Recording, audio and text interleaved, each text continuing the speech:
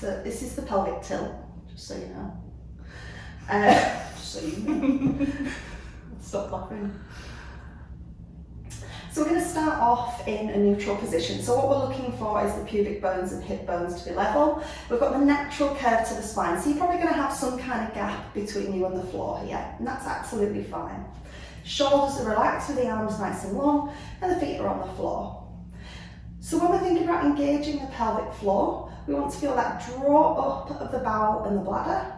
And then we're going to draw the navel in here to come into the pelvic tilt, and you feel the tailbone start to lift away from the ground. And it's a real subtle rolling action. We're then going to go down, finding our neutral again. So if you can, you want to try and breathe out as you press the spine down towards the floor, lifting the tailbone. And then just breathe in as you come back to neutral. We really want to be aware of the belly pulling downwards as we start to roll the spine, because we never want anything to blow upwards. And just be aware of keeping your bum nice and relaxed, so we're not overworking the muscles of the bum. We want this really to come from the abdominals. And then we find our neutral, and you're just going to do one more. Return into that neutral position, and back side. All done. So we're going to do the pelvic clock. We're starting once again from neutral, and the pelvic clock is very similar in the initial point to your tilt, your pelvic tilt. So I want you to think about, imagine there's a clock on your abdominals with kind of just above your navel being 12 o'clock, your pubic bone being 6 o'clock, and you've got 3 and 9 on either hip. So we're going to start with just 12 and 6. So all I'd like you to do, pelvic tilt, you draw up on the pelvic floor, wrapping the waistline around, draw the navel in, pressing the back towards the floor, feeling the lower back lengthen and the tailbone lift. And then we're going to go the other way. So if you imagine tipping into 6 o'clock, the tailbone's going to roll down onto the floor. You're going to feel your spine arch away from the ground as the pubic bone points slightly down towards the floor. So we're going to tilt again, coming back to 12. And back to 6. And just try and breathe out. And then breathe in. It's a nice steady movement here. We want to feel the pelvic floor, so we're feeling that draw up on the bowel and bladder the whole time. And we're really aware of that engagement of the abdominals. Even when we're kind of arching back to that 6, we're not relaxing the abdominal muscles. They're staying with a little bit of tension. So once we've done 12 and 6, we want to think about coming back to center. So we're back to that pelvic floor. Sorry, not the pelvic floor, the pubic bone and hip bones to be level. And then we're going to do 3 and 9. So here we're not rolling the pelvis over, you just want an engagement in the abdominal muscles at the side.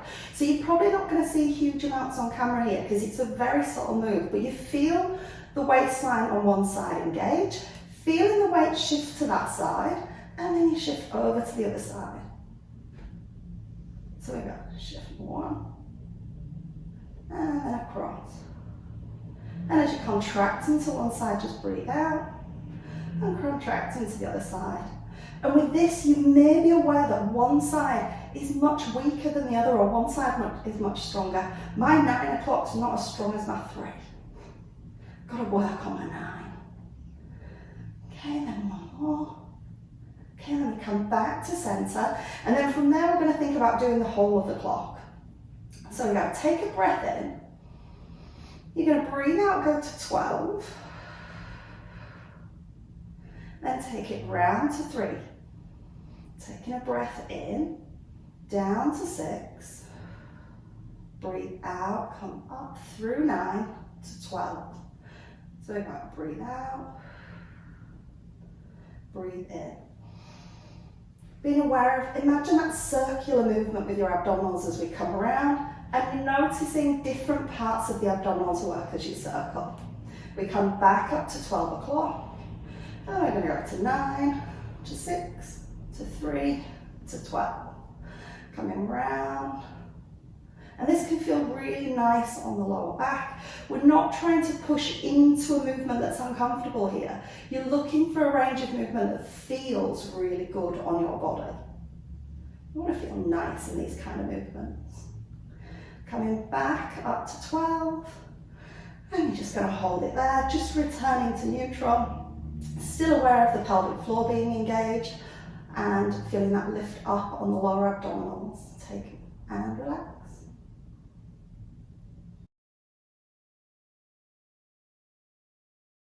So we're going to do toe taps and then into leg lifts. Now, leg lifts are a harder exercise and you may not be ready for them just yet. And I'll give you some key pointers to let you know whether you are ready for them. So we're starting out, as I say, in toe taps. We're in neutral, shoulders are relaxed and down, and we just want to feel that drawing up on the pelvic floor. So think about the bowel and the bladder drawing up into the body. And we just want to hold in that mild contraction. So from here, lightly rest hands on the hips. You take a breath in, and as you breathe out, you're just going to float one leg up.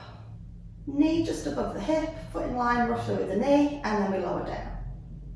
And you're just going to switch legs and lower. And what I want you to think about here is that you're staying really stable. The reason I asked you to put your hands on your hips is just to make sure that you're not rocking side to side or forwards and backwards. We want the pelvis to stay in that neutral alignment just as we move the legs. So it's coming out of the hip socket. So if you can, breathe out as you lift the leg. Breathe in as you lower the leg. We're just going to do 2 more, one on each leg. And then that last one. Landing the foot down. Now, your leg lifts, they come from that same movement. It's the same action, but your legs start at the top. So to bring the legs up to tabletop position safely, we take a breath in.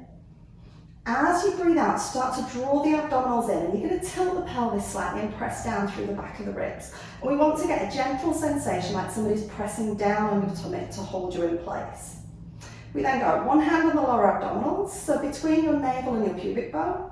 You're then going to float your one leg up, whichever leg feels strongest for you, and then you're going to float the other leg up.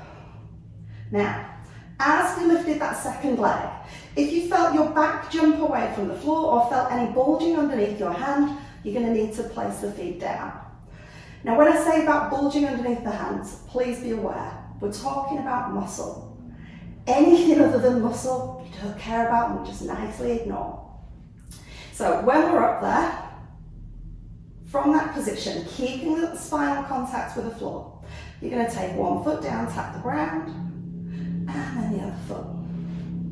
And just be aware here that you might want to tense through the neck and shoulders as we start to work the core. So I just want you to make sure you're relaxing. And we're going to think about dropping the toe down, breathing out. Oh, I missed that one. And the next one. We'll get it this time. And then once we've done that last one, you place one foot back down and then the other foot. And just relax out.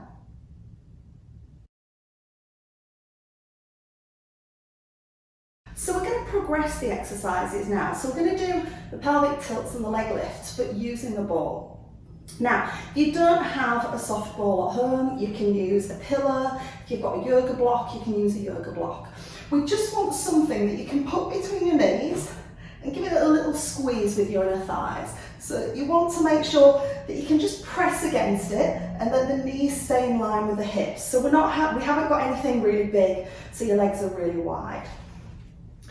We're starting out in that neutral, shoulders are relaxed. We want a little squeeze onto the ball or whatever you've got, and then we're going to do that pelvic tilt, same as we did in the previous video. We take a breath in, working from the pelvic floor, so we think bowel and bladder draw up and in. You draw up, pressing the spine back towards the floor, feeling the tailbone roll away. And then we come back to that neutral position. So we go breathing out and breathing in. Just keep pressing on the ball the whole time. So we start to get a little bit more engagement through the inner thighs as you're working, and you might feel a little bit of shaking, and that's okay. That's muscles learning something new. And we want them to learn something new because that's how we progress. Last one there. And then we're going to turn this into the leg lifts. Now, we're lifting with both legs at once here, so it's quite a big progression. And if you've got any problems with your lower back, you might want to miss this out for a little while. But from our neutral position, we take a breath in, same as we did when we were going into the leg lowers earlier. We breathe out, press down through the abdominals. Feel that slight tilt of the pelvis pressing down at the back of the ribs. From here, as you breathe out, you're going to float the legs up, knees above the hips, and then tap down one, and lift. So you breathe out on the down, breathe in on the up. Still pressing the ball, making sure head, neck, and shoulders are relaxed. And you're going to do me just one more. And then we lower down, relax the feet, return to neutral, and you can remove your ball or whatever you had, and then we are all done.